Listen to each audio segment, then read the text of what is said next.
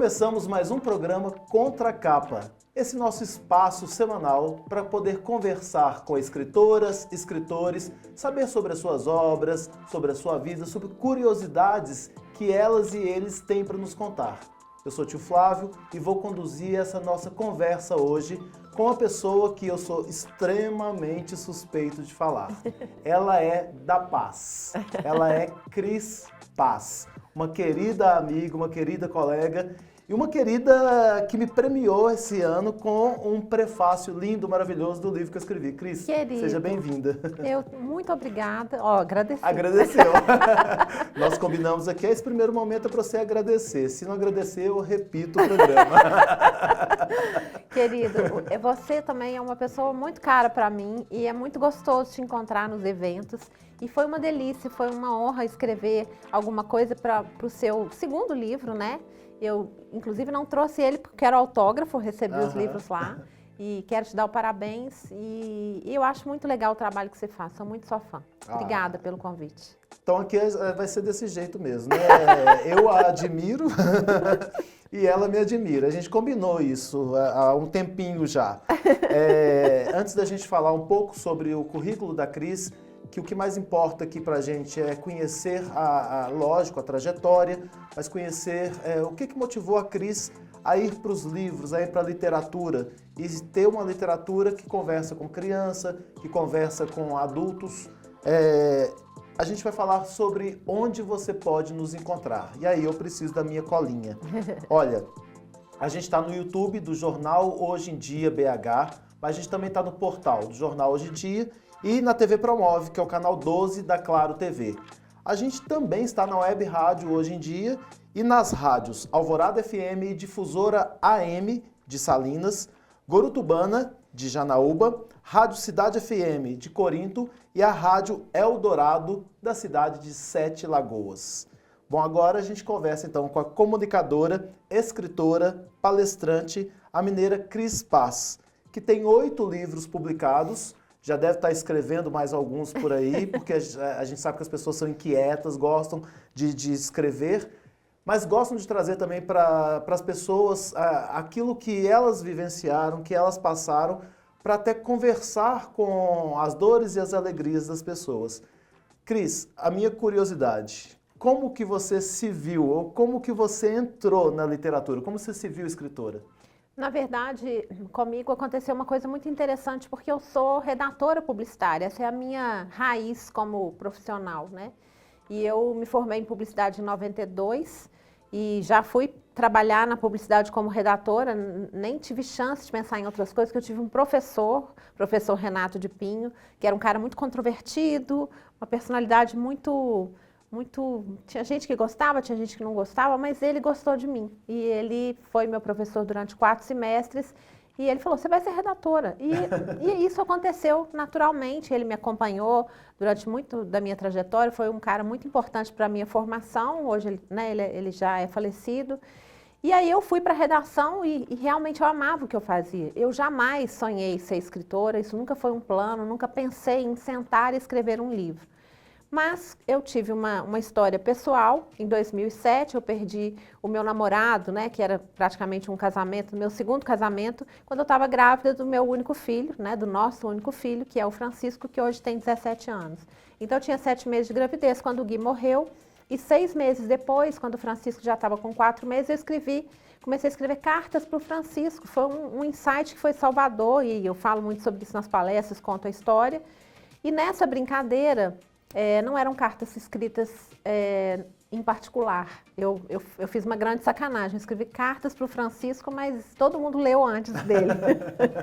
E aí eu criei um blog chamado Para Francisco e eu achava que o enredo era interessante, né? Eu achava que eu não era escritora, que era o meu enredo que impulsionava as histórias. E hoje, depois de muito tempo, e eu precisei de gente me dizendo, você é escritora, eu não me acreditava nisso, eu entendi que tinha uma escrita literária ali, né? A Dor escreve muito bem. Então eu acho que, eu costumo dizer que foi o Francisco que me pariu como escritora. E eu acho que tem uma coisa muito legal, porque eu só me descobri escritora quando eu já estava sendo lida. Então eu me descobri escritora quando eu vi o que aquela escrita causava nos leitores, né? E hoje eu acho que era um enredo bom, era uma boa escrita, estava tudo no seu lugar ali, e sou muito grata. E desde então eu só escrevo a partir das minhas experiências. Eu acho que eu me viciei em escrever na primeira pessoa. Talvez um dos livros que está aí com você, que é o Infantil, seja o primeiro livro em que eu finalmente saí da primeira pessoa. Mas é claro que está falando muito da minha experiência também, né? O primeiro livro foi Para Francisco. Para Né? Francisco. Então, são essa coletânea de cartas, que aí depois você juntou essas cartas Isso. que estavam sendo escritas para ele. Mas por que você pensou em escrever? Porque eu lembro de um filme chamado Caderno de Tommy, não sei se você já assistiu. Não. É uma história real que aconteceu na Argentina, e a mãe, ela descobriu um câncer e ela iria morrer, e ela resolveu escrever um caderno para que o filho tivesse a recordação dela. Uhum. No seu caso, você estava viva, está viva, mas estava viva escrevendo para o filho. Por que você não contaria para ele aquelas histórias? É porque eu já tinha perdido os meus pais, eu vim de uma sequência de 5 lutos, na verdade, né? Eu perdi minha mãe, em 13 anos eu perdi a minha mãe, depois o meu pai, e aí tive 2 abortos espontâneos no meu primeiro casamento, que é um luto meio não permitido. Uhum. E aí eu me apaixonei novamente depois de me separar. E aí o Gui morreu e foi uma história era uma história de um amor muito forte, assim. Então eu conhecia o luto, eu entendia que existe um mecanismo dentro de nós que faz com que a gente esqueça um pouco. A minha mãe esse ano vai fazer 30 anos que ela faleceu. Tem muita coisa que eu já esqueci. Claro que ficou o amor, Lógico. Mas eu tinha medo de esquecer aquela história. Francisco tinha 4 meses, então eu queria escrever para que um dia ele pudesse ler. Ele começou a ler, ele tem 17 anos, quando ele tinha 15, ele começou a ler, não deu conta, e eu falei, filho, tudo bem, era importante eu escrever, está ali para você ler quando quiser.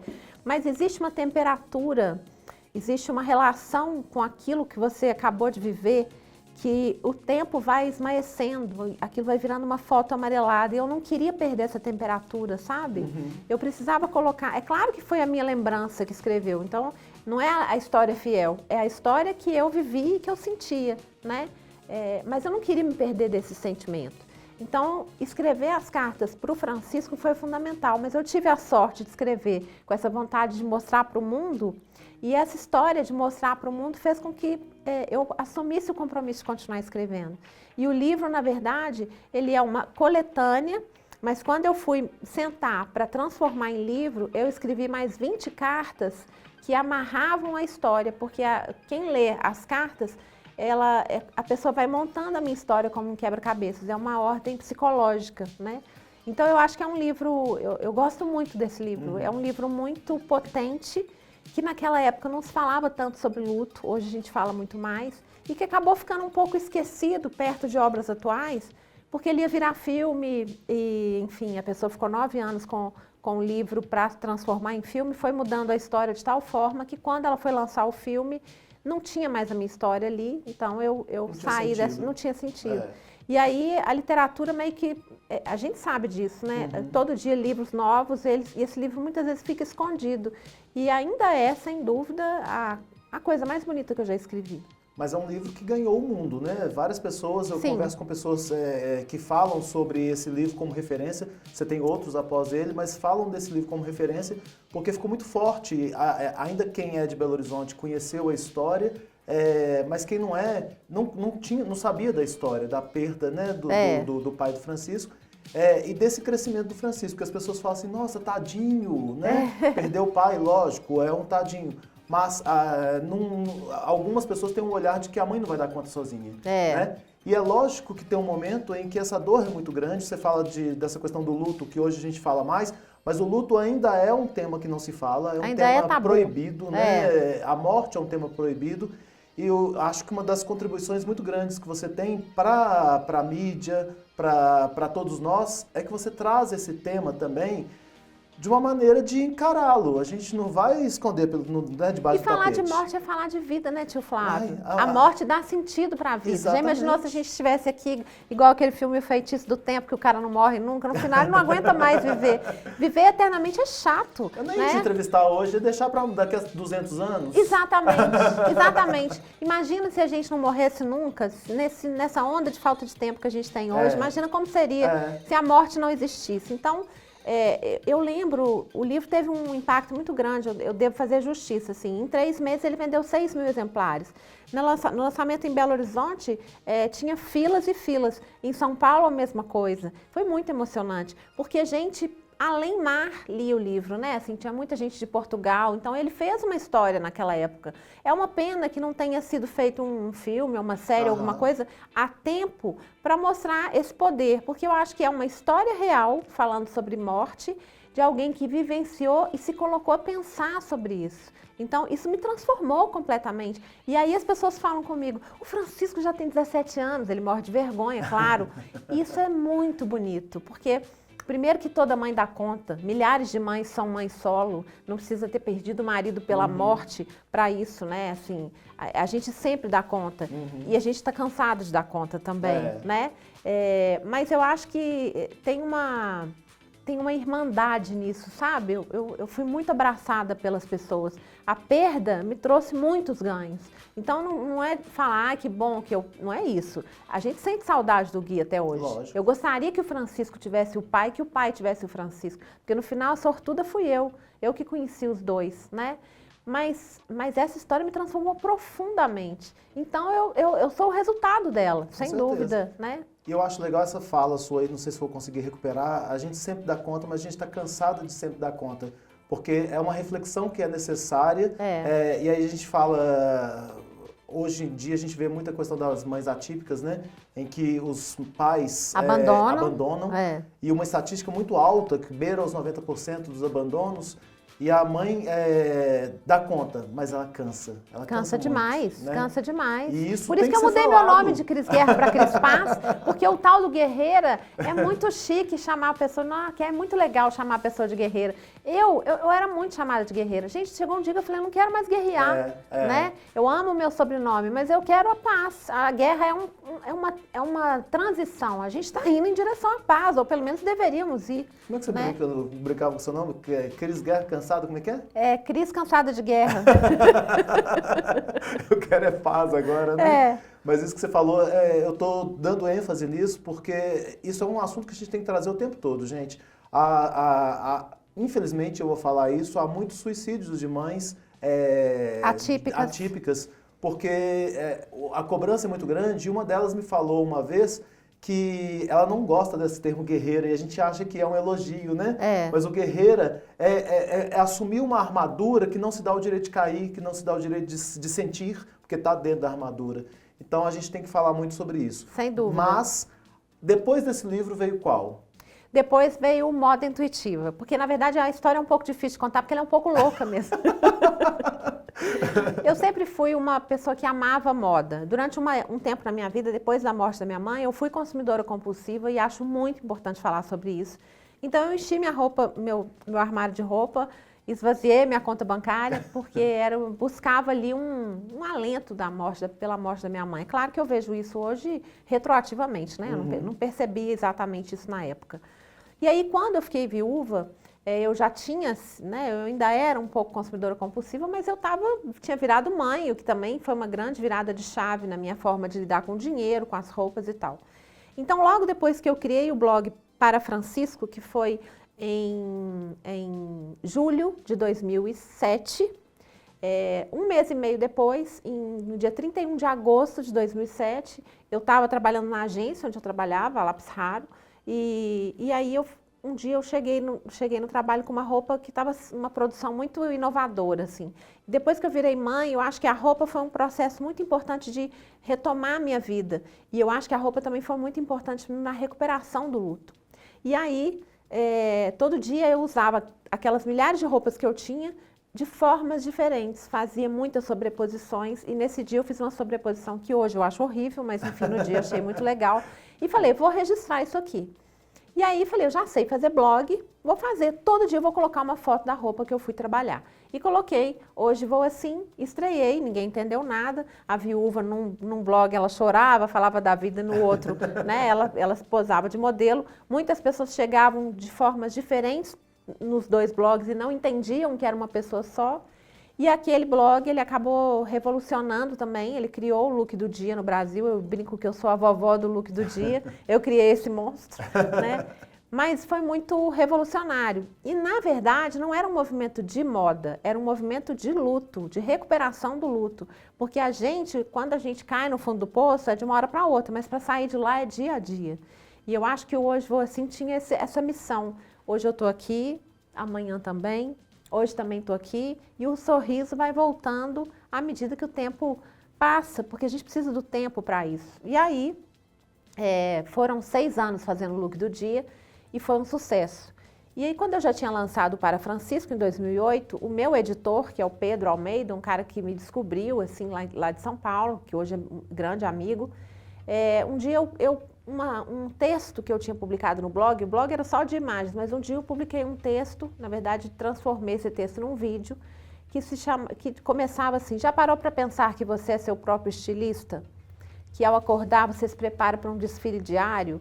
E aí esse vídeo, ele teve muitas visualizações, na época acho que 70 mil, assim, uma coisa rápida. E ele falou: vamos escrever um livro sobre moda? Eu falei: mas eu não sou formada em moda. Ele falou: Cris, você sabe de moda, você tem o que dizer. Eu fiquei um tempo, topei, demorei pra caramba, foi muito difícil, porque eu me senti impostora. E aí eu escrevi e finalmente em 2013 eu lancei o Moda Intuitiva, com muitas fotos, muitas imagens, um pouco da história das roupas principais, e falando muito sobre autoestima, mas o Moda Intuitivo, ele é para falar sobre como a gente pode aprender a se vestir com o nosso próprio corpo, tirar a cabeça do processo, porque a moda me curou, né? Eu acho que as duas formas de expressão, a moda, né, a roupa e a escrita me salvaram. E o Moda Intuitivo é um best-seller também, tanto que ele está na 3ª edição, revista ampliada, que foi feita agora em 2021. E sempre com as minhas fotos, né? Eu sou a própria modelo, eu posto, né? Como eu tirei foto há muito tempo. E eu amo esse trabalho da moda, porque não é moda, é mais que moda, né? Tem uma conversa muito grande com as pessoas que se identificam com aquilo que você fala. Nem com a roupa que você veste, mas com aquilo que você fala. E a cada um desses blogs, né? A cada um desses espaços que você foi criando, você foi lançando uma onda, né? Que é que você fala realmente. Depois disso vieram vários. Mas era algo que quem olhava de início falava: o que ela quer com isso? Hoje a gente sabe o que as pessoas querem com isso, né? Boa parte das vezes, mas lançou moda mesmo, né? Eu não sabia, né? Eu não tinha essa intenção. Talvez eu tivesse, sim, eu acho que eu tenho uma conexão com o Zeitgeist, né? Que é o espírito do tempo, que é meio intuitiva, sabe, tio Flávio? Eu sou uma pessoa muito intuitiva. Eu não acho que a gente traz as coisas só daqui. Eu acho que tem coisas que a gente traz de outras vidas mesmo, acredito isso.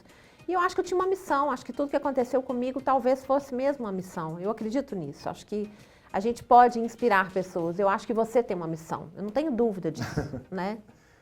Todos nós temos.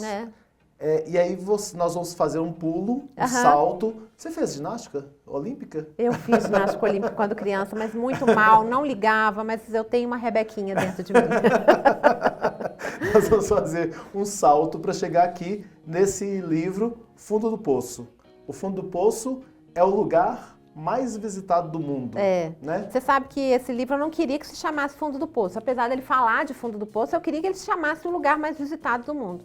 Mas a editora insistiu em colocar o Fundo do Poço, que eu acho que atrai algumas pessoas e repele outras, né? Eu vejo, é interessante porque título e capa, eles têm leituras individuais, né? Então as pessoas olham e tem uma sensação X, porque você fala do fundo do poço, mas tem umas nuvens. Parece que a gente está olhando lá de baixo mesmo, mas que não perde a esperança. Essa foi eu briguei muito com a editora pela capa, porque eu acho que no fundo do poço a gente tem uma visão do céu. Talvez seja para onde a gente vai olhar. Porque você poderia ter colocado uma coisa mais neblinosa, né? Assim, mas aí a gente olha isso aqui e dá assim, opa, eu vou lá. Tem vida além disso aqui. E eu achei que o nome Fundo do Poço, nós falamos isso tradicionalmente. A gente fala que está no fundo do poço. Tem mola no fundo do poço, não sei se tem, mas o que você quis com esse livro? Bom, na verdade, o Fundo do Poço foi uma ideia que eu fiz um TED na PUC Minas em 2019, se não me engano. Eu lembro, foi o mesmo. Eu não sei se foi 2018 ou 2019, acho que foi 2018. E aí, nesse TED, o TED, a palestra se chamava O Lugar Mais Visitado do Mundo. Então eu contava um pouco a minha história, dizendo, né, eu dizia que a cidade mais visitada do mundo na época era Bangkok e que essa estatística estava errada, que na verdade o lugar mais visitado do mundo era o fundo do poço. E eu conto a história de um jeito bem, até um pouco publicitário mesmo, e no final aparece um livro, né, uma das imagens, é um livro assim, guia definitivo para o fundo do poço, guia definitivo para você aproveitar 100% da viagem. E quando eu estava na pandemia, a Melhoramentos me fez um convite para escrever um livro. Eu falei, eu tenho um livro. E eu gostaria de escrever porque as pessoas me perguntam, às vezes a imagem desse livro, né, da palestra, do fundo do poço, guia definitivo e tal, as pessoas perguntam se eu tinha escrito o livro, perguntavam. Esse guia definitivo era uma imagem que você criou? Era uma imagem que eu criei para terminar a palestra, Entendi. Era como se fosse aqueles guias de Paris, assim. E aí eu pensei, eu tenho que dizer porque eu posso dar uma revisitada na minha história, né, e construir um livro que seja de autoajuda. No começo, eu falava assim, eu escrevi um livro de autoajuda. Oi? Eu escrevi um livro. Eu tinha vergonha, né, porque eu acho que o livro de autoajuda, ele pode ser bom e ele pode ser péssimo, né? Existem muitas porcarias por aí, aquela literatura tipicamente do aeroporto, né?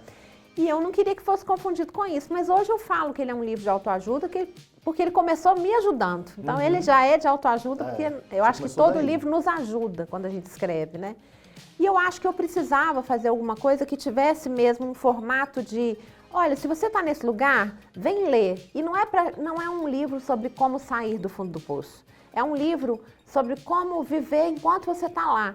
Porque apesar do fundo do poço ter uma mola, se você for direto na mola, vai virar uma cama elástica. A Leila fala isso comigo, eu morro de rir, que ela gosta muito desse livro. Leila Ferreira, que vocês escreveram Leila livro juntas Ferreira. Também. Esse também é um livro que é best-seller, né? Que é o Que Ninguém Nos Ouça, que foi o meu terceiro livro, escrevi com ela. Então, o fundo do poço, na verdade, foi ao longo desse tempo que eu já enfrentei várias coisas, né? Até exatamente não queria ficar em guerra sempre. Eu percebi que a dor, ela quer algo de nós. A gente pode evoluir através dela, não só através dela, mas se a gente foge da dor, muitas vezes a gente foge do confronto com a gente.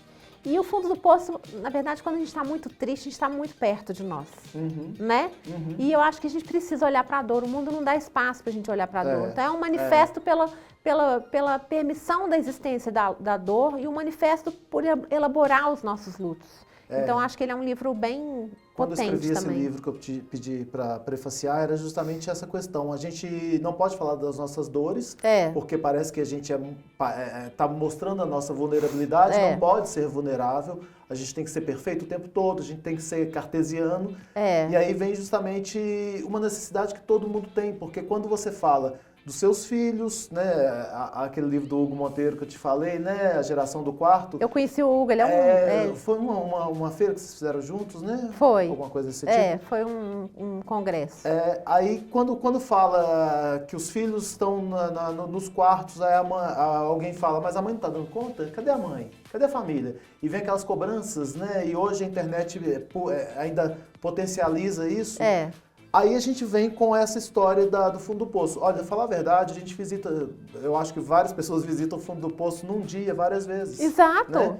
E que isso não é lógico que pode ter o processo de adoecimento, pode ter o processo depressivo, que precisa ser tratado, que precisa ser falado. Mas o processo depressivo, muitas vezes, é exatamente você não assumir que você está no fundo do poço, é você sair de lá sem olhar para ele. E a gente precisa entender, desculpa te interromper, a gente precisa entender que a gente é feito de nuances. Eu tive uma chance na minha vida de entender que a gente pode viver uma grande tristeza e uma grande alegria ao mesmo tempo. A gente tem que tirar essa história do bem e do mal da nossa vida. A nossa vida é feita de nuances. Eu tenho uma amiga que está passando por um momento difícil e esses dias ela falou, não, e aí eu fiquei alegre, eu não sei se eu podia ficar alegre, não sei se eu posso falar que eu estava feliz.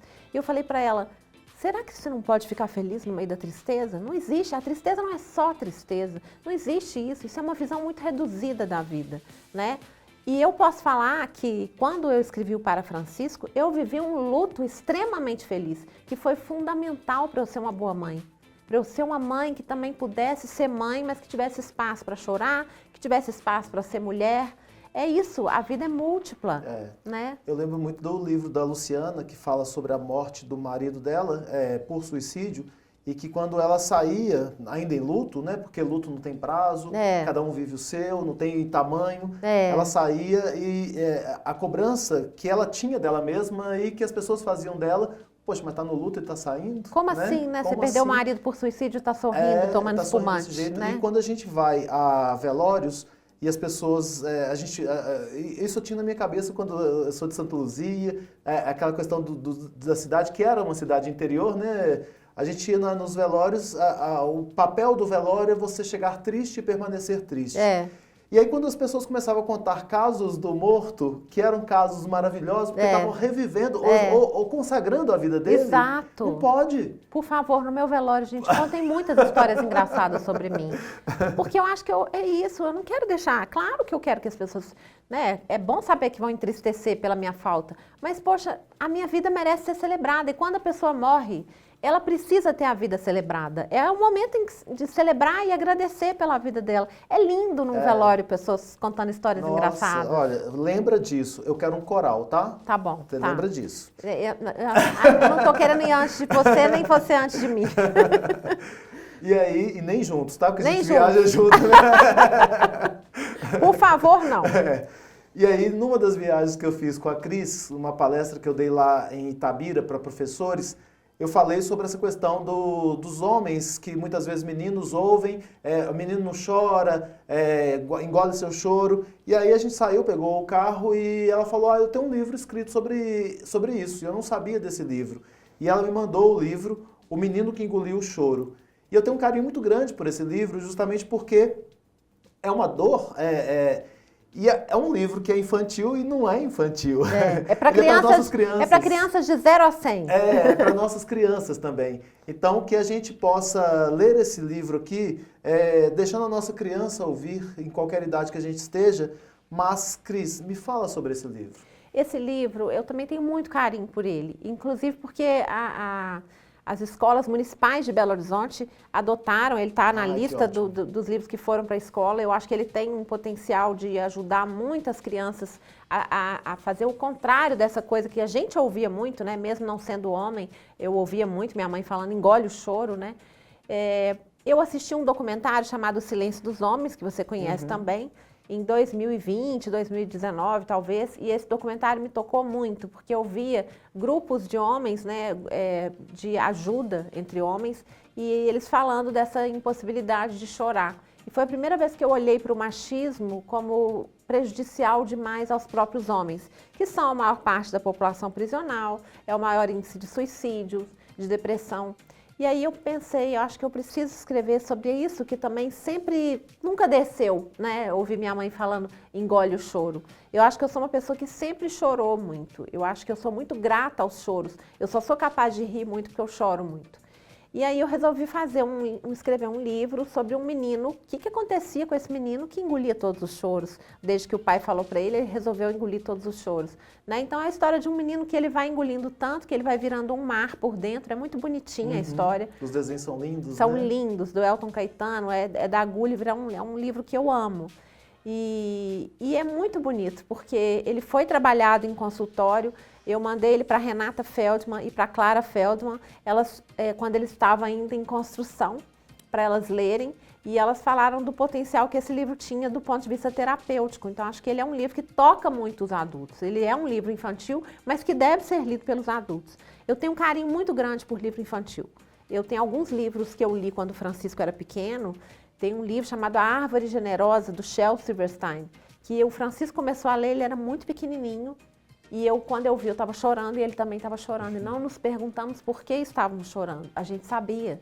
Então, eu acho que o livro infantil ele tem uma potência, né? Hoje o Francisco não gosta de ler, mas eu tenho certeza que a semente está lá. Sim, com certeza. Acho que ele não gosta de ler porque a mãe é escritora, é mais uma adolescência mesmo. E é engraçado dessa questão dos livros, porque a gente não dá valor talvez quando a gente cresce, a gente não dá valor à literatura infantil, né? e ela precisa ser valorizada, resgatada, e não é só pela moral da história, mas é por toda a história. Sim, né? e eu acho que a literatura infantil tem coisas incríveis, é um espaço maravilhoso de exercício literário. Eu pretendo escrever mais algum, assim como eu pretendo também ir um pouco para a poesia. Eu acho que a poesia está na minha escrita, mas muito mais na prosa. Eu acho que a literatura infantil é maravilhosa. E é o futuro, gente, é semear na criança. Com né? certeza. Ô, gente, nosso tempo voou. Eu falo pra caramba, né, tio Não, Flávio? mas olha só, eu esqueci de olhar pro relógio, a gente conversou e foi muito gostoso, por isso a gente esqueceu do relógio, que a foi gente ótimo. esqueça os relógios. É verdade. Cris, para te achar, como que a gente pode, onde que a gente deve ir? Bom, crispaz.art, o meu site, e também no Instagram, @eucrisguerra, porque o Instagram não deixou eu mudar o nome, então você encontra no @eucrispaz e no @eucrisguerra. Eu tenho 2 perfis, mas o mais usado é o Eucrisguerra, que é verificado e tal, tá tudo lá, é muito fácil. Então, ótimo. Cris, obrigado pela sua presença aqui, esse espaço para a gente é sagrado, porque é o nosso trabalho, mas é um espaço que a gente recebe amigos e recebe conhecimento. Isso para a gente também é sagrado. Então, obrigado e Eu uso que agradeço. sempre. Você é uma fonte de conhecimento sempre para mim. Você é uma pessoa que é muito referência para mim em vários aspectos. É uma alegria ter vindo aqui. Foi maravilhoso. Bom, então vou encerrar com esse presente que eu recebi e que nós recebemos. Pessoal, a gente fica por aqui nesse episódio do Contra a Capa. Até o próximo.